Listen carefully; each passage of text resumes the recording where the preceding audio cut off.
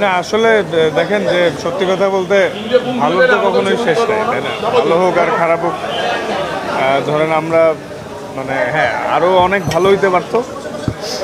Specially মানে দেখেন last ম্যাচটা আমরা সবাই একটু ডিসঅ্যাপয়েন্টেড হয়েছি।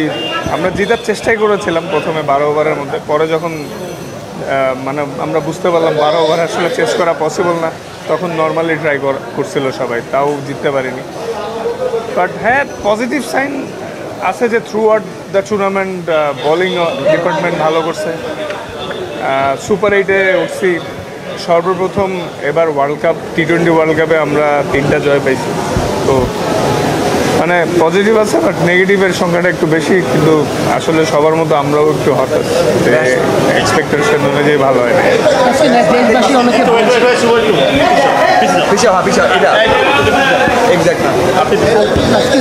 হতাশ হচ্ছে, কিন্তু আপনাদের বোলিং ইউনিট কিন্তু দারুণ ছিল। মুস্তাফিজ, আপনি, সাকিব, তারা কিন্তু দারুণ পারফরমেন্স করেছে। আপনাদের বোলিং ইউনিট আপনার কতটা সন্তুষ্ট?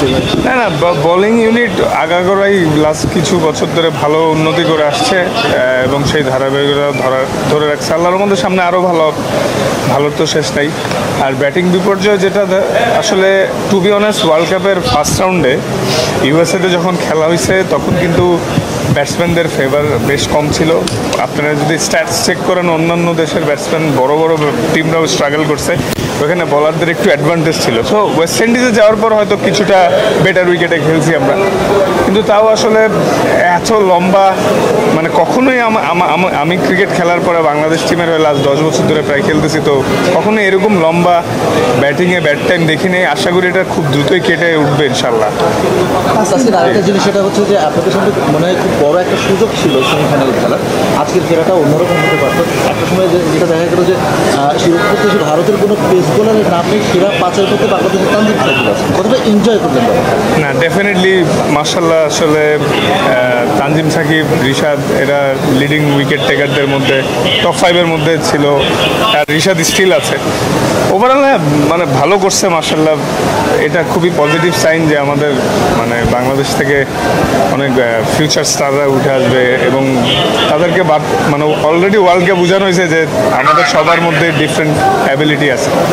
তো এখন আসলে ধরেন যে জিনিসগুলো হয়ে গেছে আমরাও একটু স্যাড, হয়তো ফ্যান্স বা ক্রিকেট প্রেমী সবাই স্যাড যে এক্সপেকটেশন অনুযায়ী রেজাল্ট হয় নাই। স্পেশালি কয়েকটা ম্যাচ আমাদের হয়তো জিতার কথা ছিল বা সেই অনুযায়ী পারেনি। আর স্পেশালি লাস্ট ম্যাচটা যেটা, ওটা 12 ওভার 1 বলে আমাদের সবারই প্ল্যান ছিল চেস করার, এবং আমরা সেই ইন্টেন্ট নিয়েই খেলা শুরু করেছিলাম।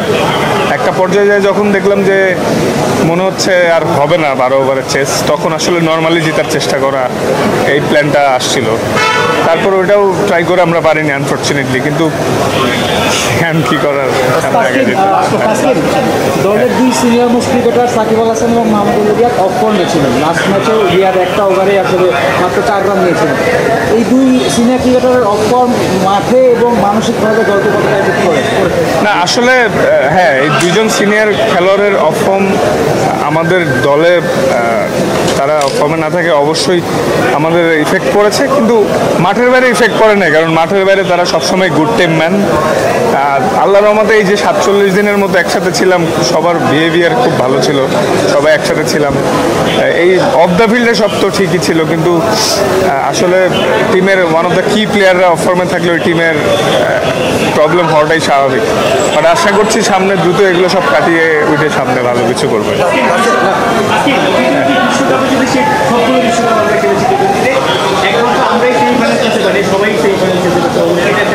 মাইনাস পয়েন্ট, কিন্তু আপনি তো গত 4-5 বিশ্বকাপ খেলেছেন, অন্য দলগুলো বড় দলগুলোর বিপক্ষে আমাদের কি নার্ভটা বেশি কাজ করে কিনা, চাপে নেই না? এই গত এতগুলো 8টা বিশ্বকাপে মাত্র ওয়েস্ট ইন্ডিজ এবং শ্রীলঙ্কা কি টেস্ট সেশন 2টা দলকে হারাতে পেরেছে, অন্য কাউকে কিন্তু হারাতে পারেনি। আচ্ছা, না গ্র্যাজুয়ালি ইমপ্রুভ হচ্ছে। T20 ক্রিকেটে তো শুরু থেকে আমাদের খুব একটা স্ট্যাটস ভালো ছিল না, তাই না? তো আগের থেকে তো ইমপ্রুভ হচ্ছে, খালি মাইনাস পয়েন্ট দেখলে তো হবে না, এমনি তো মাইনাসেই আছি আমরা। তো প্লাসে আসার তো সর্বোচ্চ চেষ্টা করছি, তো করেই যাব। এবং আপনারা হতাশ হচ্ছেন স্বাভাবিক, আবার আমরাও আপনাদেরকে ইনশাল্লাহ ভালো জয় উপহার দিব। বিশ্বাস রাখেন আমাদের উপরে, আমরা আমাদের সর্বোচ্চ দিয়ে চেষ্টা করছি। ঠিক আছে, থ্যাংক ইউ।